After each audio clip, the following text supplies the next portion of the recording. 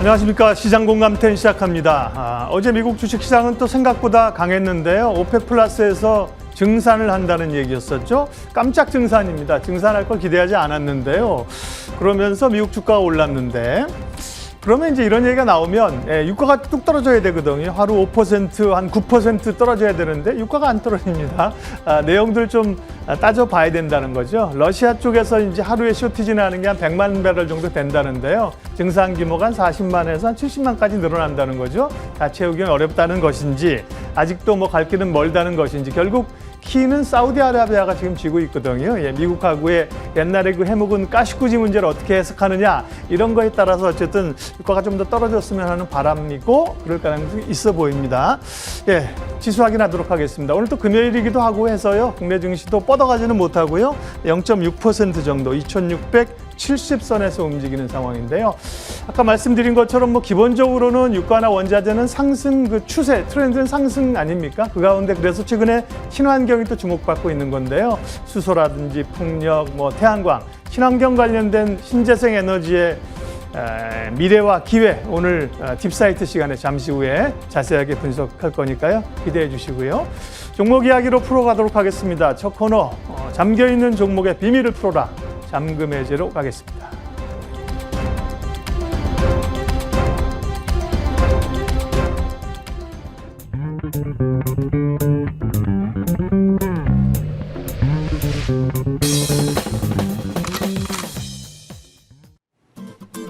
양지수 빨간불 켜고 있죠. 뉴욕장의 상승 분위기를 이어나가고 있습니다. 재건 관련한 일부 종목 어제 시간외에서부터 급등 흐름 확인되고 있고요. 신재생 이야기 꾸준하게 거론되면서 OCI도 오늘 3.5% 상승 확인이 됩니다. 자, 여러 종목들의 희비가 교차하는 오늘의 증시, 그 가운데 어떤 종목들 들여다봐야 될지 오늘은 유영화 과장님과 전략 챙겨봅니다. 과장님 안녕하세요. 안녕하세요. 네, 안녕하십니까. 과장님과 저희 수급에 대한 이야기 오늘 좀 포문을 열고 시작을 해보도록 할 텐데 지금 이 시점에서 어떤 수급 주체가 무엇을 사는가를 좀 면밀히 보자라고 저희에게 오늘 얘기해 주신다고 들었습니다. 그 이유가 뭘까요? 네, 제가 이제 이전 방송에서도 몇 번 기관 수급의 중요도를 말씀을 드리긴 했지만 여의도에서 가장 어떤 정보가 빠르고 집중되는 곳이 바로 펀드 매니저들이라고 보시면 될 것 같아요. 네. 그래서 그들이 지금 이제 바닥에서부터 지금 올라오는 어떤 종목 장세가 좀 펼쳐질 것으로 예상되는 상황에서 어떤 종목을 선택하는지에 따라서 저희가 향후 수익률이 많이 달라질 수 있기 때문에 면밀히 좀 살펴볼 필요가 있고 실제로 어떤 운용사들도 주도 섹터를 찾기 위해서 다른 기관들이 무엇을 사는지에 대해서 종목과 섹터를 이렇게 구분해서 보기도 하거든요. 그래서 네. 주도주를 찾는 데는 가장 좀 적합한 저는 툴이라고 생각을 하고 있습니다. 그럼 지금 사모펀드와 연기금이 주목하고 있는 종목군이 빨간 박스 표시가 되어 있는 네. 조선기자재, 폴더블 이런 쪽일까요? 예, 제가 그 시청자 여러분께 좀 시각적으로 보여드리고자 갖고 나왔는데요. 지난 5영업일간 기관이나 특히 뭐 사모펀드, 기관 중에서도 저는 이제 연기금과 사모펀드의 수급을 따로 뽑아서 보는 것을 상당히 중요시하게 생각하는데 그 중에서도 금액적으로 나래비를 세운다면 사실 상위에 대형주밖에 안 올라오거든요. 그래서 중소형주 중에서 어떤 좀 어떤 수익률적으로 조금 성과가 좋은 종목들을 뽑아내려면 네. 매수 강도, 시가총액 대비해서 얼마를 샀는지가 상당히 중요합니다. 그걸 뽑아온 표가 지금 여기 보시는 표인데 이 중에서 이제 최근 5영업일간 이 기관, 사모펀드나 연기금이 도대체 화력을 어디에 집중했나를 보시면 아시겠지만 조선기자재, 폴더블 부품, 임플란트 이걸 이제 제가 볼 때는 좀 주목해서 봐야 되겠다라고 판단이 들었고요. 네. 먼저 조선기자재 쪽 보시면은 한국카본을 양기관이 집중 매수한 부분 눈에 띄실 텐데요. 몇 주 전 제가 잠금 해제에서 소개해드린 맞아요. 종목이기도 합니다. 약간 조정을 받았을 때 기회로 보고 기관이 상당히 화력을 집중했는데 뭐 투자 포인트는 당시하고 동일하다고 보시면 될 것 같고요. 이 회사가 만드는 제품인 LNG 본행제의 수주 잔고가 역대 최대치이고요. 또 역대 최대치이기 때문에 분기 실적 그 실망감으로 좀 주가가 빠지면 내년에 턴어라운드를 기대하면서 좀 모아가야 되는 종목으로 말씀을 드렸고, 또 신규 고객사의 추가 모멘텀이 여전히 기다리고 있는 상황이기 때문에 연기금과 사모펀드가 동시에 강하게 매수세를 유입했다라고 보시면 될 것 여기 같습니다. 지금 사모펀드도 파인테크닉스 들어가 있고 연기금 측에도 네. 파인테크닉스가 들어가 있어서 이렇게 교집합 종목이니까 좀 더 강한 수급이 있었다고 보이는 거죠. 그렇습니다. 그래서 파이테크닉스 같은 경우는 이제 2분기부터 실적의 폴더블 부품 매출이 본격적으로 반영되기 시작했기 때문에 6월이 되기 전에 기관들이 집중 매수에 나섰다고 보고 있고요. 삼성전자 스마트폰 쪽의 오더컷 노이즈에도 불구하고 폴더블 판매는 올해도 긍정적인 성장세를 이어나갈 것으로 보여지기 때문에 전장용 부품 쪽으로도 또 지속적으로 진출 시도하는 상황이거든요. 하반기 실적 기대감을 지속해서 이어나갈 것으로 보셔도 좋을 것 같습니다. 어젠가 그젠가요? 이 임플란트 관련주 레이가 또 급등하는 흐름이 있었는데 연기금 측에서는 그걸 종류별로 담았네요. 네, 맞습니다. 이렇게 보시면은 이렇게 좀 종목을 여러 개 같은 섹터 내에 담는 것은 이제 바스켓으로 담는다고 보통 얘기를 하는데 이쪽 섹터 자체를 좋게 보는 거라고 보시면 될 것 같고요. 현재 중국 쪽에서 구조적 성장세를 보이고 있는 섹터가 바로 이제 임플란트인데 5월 중국 락다운 영향을 상당히 시장에선 걱정을 했었습니다. 그런데 어제 5월 전체에 수출입 통계 잠정치 발표가 있었고요. 임플란트 데이터가 상당히 잘 나왔습니다. 제가 표를 별도로 가지고 나왔는데요. MOM, 그러니까 전월 대비, 그 다음에 전년 대비 해서도 모두 성장세를 보였고요. 중국 쪽 데이터가 사실상 이 주가의 키포인트인데 가장 큰 영향을 미친다고 보시면 되고요. 근데 YOY로 30%, MOM으로 20% 성장세를 보이면서 중국 락다운 우려를 잠재우고 중국 쪽에서의 임플란트 시장 계속해서 성장 잘하고 있다라는 것을 확인시켜준 점이 어제 포인트라고 보시면 될 것 같고 지난 1분기 호실적에 이어서 2분기 실적에 대한 기대감도 좀 지속적으로 가져가셔도 좋다고 보고 있습니다. 이들 종목이 사실 이들이 사고는 있으나 막 급등이 나오고 있는 상황이 아니기 때문에 오히려 이 수급을 보고 저희가 또 미리 관심을 두셨던 종목이라면 선점을 해볼 수 있지 않을까라는 투자 아이디어가 될 수 있을 것 같아요. 사모펀드 연기금이 화력을 집중하고 있는 종목들 좀 그 섹터 내에서 자세하게 풀어주셨습니다. 여러분의 투자 참고하시길 바랄게요. 자, 잔금 해제 종목으로 곧장 이어가도록 하겠습니다. 첫 번째 비밀은 아셈스. 거스를 수 없는 변화, 친환경. 요즘 친환경 얘기를 매일 하고 있는 느낌이에요. 네. 친환경, 신재생 그런 포인트에 항상 지금 증시가 초점에 맞춰져 있는데 첫 번째 포인트는 친환경 소재로 접착제 관련한 업체로 알고 있는데 뭔가 변화가 있나 봐요. 네, 맞습니다. 일단 이 회사 뭐 하는 회사인지 잘 모르실 거예요. 왜냐하면 2월에 신규 상장한 종목이기 때문에 어떤 기업인지 잠깐 설명을 드리고 넘어가자면 이 회사는 친환경 접착제 전문 기업이고요. 인체와 환경에 좀 무해한 우리가 왜 양면 테이프 쓸 때 보면은 양면 테이프 끈적끈적한 부분 뒤에 종이 같은 게 붙어 있잖아요. 네. 그걸 이형지라고 하는데 그런 게 없는 잘라 쓰는 필름 접착제라고 보시면 되는데요. 어떤 특수한 특정 온도에만 녹기 때문에 그냥 이렇게 비닐 같은 소재라고 보시면 되고요. 이 회사가 만든 이 접착제 같은 경우는 종이 폐기물이 일단 발생을 하지 않고 거기다가 유독성 솔벤트가 사용되지 않기 때문에 이제 친환경적이라고 보시면 될 것 같고요. 지금 이형지가 없는 필름 접착제 기술은 국내외를 통틀어서 아셈스가 독점 특허 기술을 보유 중이라고 보시면 될 것 같아요. 주로 이런 게 어디에 쓰이는 거죠? 예, 이 회사가 만드는 친환경 접착제는 현재 어떤 운동화 같은 신발 인솔 같은 부분에 사용이 되는데요. 우리가 잘 알고 있는 대표 브랜드인 나이키와 아디다스를 주요 고객사로 두고 있고요. 아디다스의 경우에는 태광 실험을 통해서, 그다음에 죄송합니다. 나이키의 경우에는 태광 실험을 통해서, 아디다스의 경우에는 화승 엔터프라이즈를 통해서 납품하고 있다고 보시면 되고요. 1분기 실적 좀 주목해 볼 필요가 있다고 보여지는데 저는 영업이익률이 되게 놀라웠거든요. 전방 산업인 OEM이나 ODM 기업이 거의 10% 아니면 하이 싱글 정도의 수익률을 달성하는 데 대비해서 이 기업의 영업이익률은 이번 1분기에 18%의 영업이익률을 달성을 했습니다. 일단은 단기 모멘텀 같은 경우는 나이키의 플라이니트 제품의 적용 확대 기대감이 있다라고 보시면 될 것 같고요. 현재로서는 제가 이제 가장 중요하게 생각하는 포인트인데 이 제품이 지금 신발 쪽에만 적용이 되고 있지만 네. 고객사의 제품들이 워낙 다양하잖아요. 가방, 의류, 모자 너무 많기 때문에 제가 볼 때는 향후 적용 확장성 포인트를 좀 두셔야 되지 않을까라고 보고 있습니다. 기존에는 약간 뭐 신발 쪽이었는데 이게 뭐 몸에 걸치는 전반의 것으로 확장이 되었을 경우 그 파이는 정말 확 커질 수가 있는 거겠죠.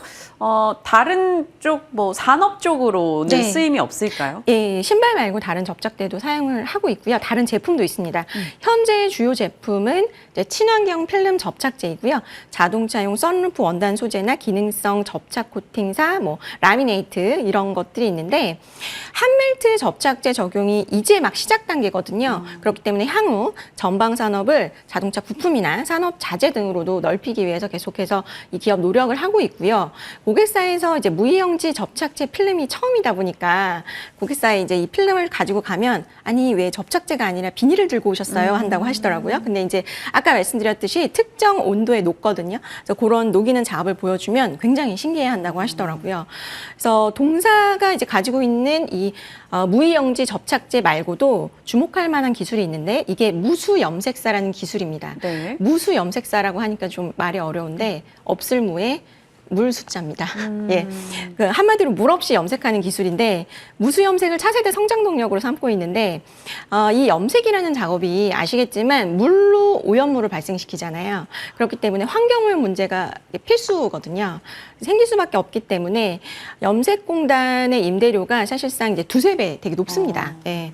근데 이런 상황에서 이 회사가 개발한 물 없는 염색이 이제 상용화가 된다면 고객사 입장에서는 비용이 혁신적으로 절감이 되기 때문에 이런 무수염색사를 좀 선호할 수밖에 없지 않을까 예상을 할 수 있을 것 같고요. 이 관련된 특허만 작년 한 해 26건을 출원할 정도로 전 역량을 지금 동원을 하고 있다고 보시면 될 것 같고요. 현재는 상용화 전 단계까지 왔고 고객사와 지금 현재 협업 지금 진행 중이기 때문에 의미 있는 숫자가 매출로 이제 찍히기 시작한다면 저는 현재 친환경 접착제 기업에서 향후에는 친환경 소재 개발 기업으로까지 좀 같이 리레이팅이 가능하지 않을까 보고 있습니다. 이 회사의 주력 제품들 하나하나에 친환경 스토리가 들어가 있다라는 점이 조금 눈에 띄고요. 그러면 두 번째 포인트도 그런 맥락으로 가져갈 수 있을 것 같아요. 네. 글로벌 ESG 경영. 요즘에 뭐 알리백도 그렇고 네. 친환경 기업에 대한 관심도가 그 어느 때보다 높기 때문에 이 포인트로 또 어떻게 접목이 되는지 봐야겠어요. 네, 기업들이 뭐 글로벌 기업들이 친환경 목표를 상당히 명확히 하고 있는 상황이기 때문에 동사가 만드는 친환경 접착 소재 시장도 계속해서 성장하는 추세로 보셔도 될 것 같고요. 이 회사도 글로벌 기업의 트렌드에 맞춰서 친환경 소재를 적용한 제품군 더욱 다양화하고 있는 상황이고요. 현재 뭐 국내외에 걸쳐서 다수의 친환경 인증을 확보하고 있는 점도 향후 기술 적용 확대를 좀 기대할 수 있는 부분으로 보셔도 좋을 것 같고요.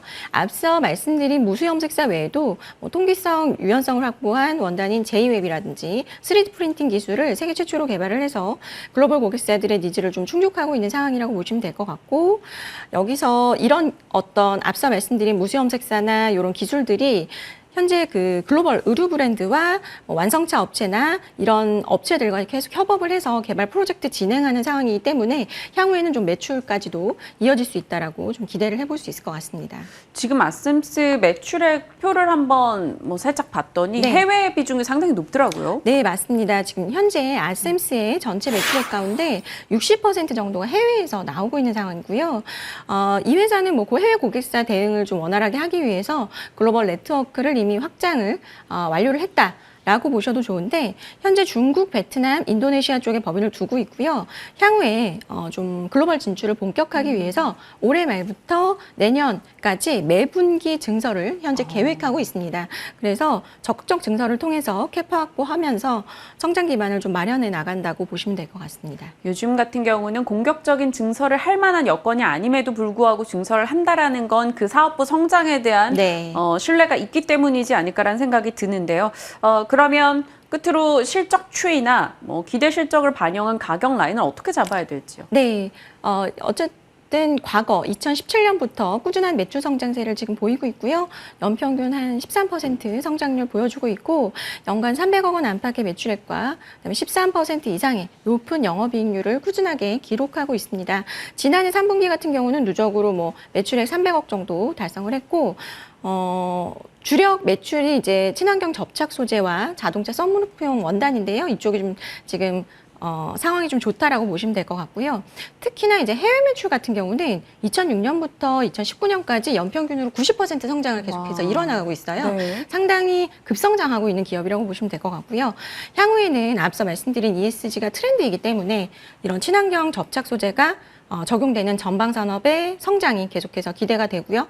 이런 부분에 따라서 매출 성장 본격화할 것으로 예상이 되고 있는데요. 근데 이게요, 신규 상장주니까요. 사실 뭐 상장한 지 오래 안 됐어요. 네네. 그러면 또 저희 그 LG 엔솔 때마다 겪었던 그 네, 맞습니다. 보호예수 물량 해제 이런 낙업 풀리는 거에 대한 부담은 없나요? 네. IPO 기업 매수하실 때 가장 이제 우려하시는 부분이 바로 오버행 이슈라는 것을 잘 알고 있는데요. 그런데 우리가 걱정하는 사이에 이미 연기금과 투신 수급을 보시면 아시겠지만 동사 일찌감치 좀 주목을 하고 있는 것 같죠. 예, 향후 성장이 유망한 종목이 오버행 이슈로 주가가 많이 올라 있지 않다면 오히려 빠져 있다면 저는 역발상으로 저는 좀 저가 매수의 기회라고도 볼 수 있다고 보고 있거든요. 대주주 물량도 많기 때문에 크게 오버행 이슈는 저는 큰 우려는 아니라고 보고 있고요. 가격 전략은 오늘은 이제 목표가 17,000원을 제시를 해드리겠고요. 손절가는 12,500원 제시를 해드리도록 하겠습니다. 네. 아셈스 얘기해 주셨어요. 목표가 17,000원 설정을 해 주셨습니다. 말씀 주신 사업부 내용 그리고 친환경 트렌드에 맞는 그 이야기들이 좀 와닿았는데 저도 한 번 더 공부를 좀 해보면 좋겠다라는 기업이네요. 아셈스 기억해 볼게요. 첫 번째 종목이었고요. 두 번째 종목은 그래도 많은 분들이 이 종목보다는 익숙하실 태광입니다. 수급이 지속되는 피팅 기업. 포인트 열어볼게요. 첫 번째 포인트는 이어지는 실적 기대감. 사실 요즘만큼 뭐 조선이라던가 이쪽 전방 산업에 대한 기대감이 조금 살아나는 때가 있었나 싶은데요. 태광 어떤 기업인지부터 좀 소개하고 갈까요? 예, 태광 많이 들어보시긴 하셨을 텐데요. 일단 용접용 피팅이라고 불리우는 산업용 관 이음새를 하고 있는 기업이고요. 40년 업력을 가지고 있는 기업입니다. 피팅은 아시겠지만 뭐 석유라든지 발전, 플랜트, 조선 그쪽에 투입이 되기 때문에 유체나 기체류의 운송에 주로 사용이 되고 있고요. 어떤 운반하는 물질의 특성에 따라서 고품질의 제조 공정과 기술이 좀 차이가 있다라고 보시면 되고요. 또 피팅을 만드는 재질에 따라서 마진 차이가 좀 발생을 하는데요. LNG 프로젝트에 투입되는 이제 스테인리스 같은 경우는 좀 마진율이 좀 높다고 보시면 되고요. 그다음에 정유화학 플랜트에 투입되는 카본 같은 경우는 좀 마진율이 좀 낮다라고 보시면 되는데 이제 피팅 업체 세 곳에 이번 1분기 실적이 상당히 좋았습니다. 그리고 나서 기관 수급이 꾸준하게 이어지고 있는데요. 섹터 내에서 한 기업만 실적이 좀 잘 나온 것이 아니라 세 기업 모두가 약간의 차이는 있지만 전반적으로 실적이 잘 나왔거든요. 그것은 바로 전방의 업황 자체가 좋다라는 의미로 해석할 수 있을 것 같고요. 우선 유가의 상승으로 전방 투자가 확대가 되면서 10년 만에 실적 상승 사이클을 기대하고 있는 상황이라고 보시면 될 것 같고 정유나 조선향의 설비 투자의 확대로 인해서 가동률 상승으로 실적 턴어라운드의 기대감이 어느 때보다 높다고 보고 있습니다.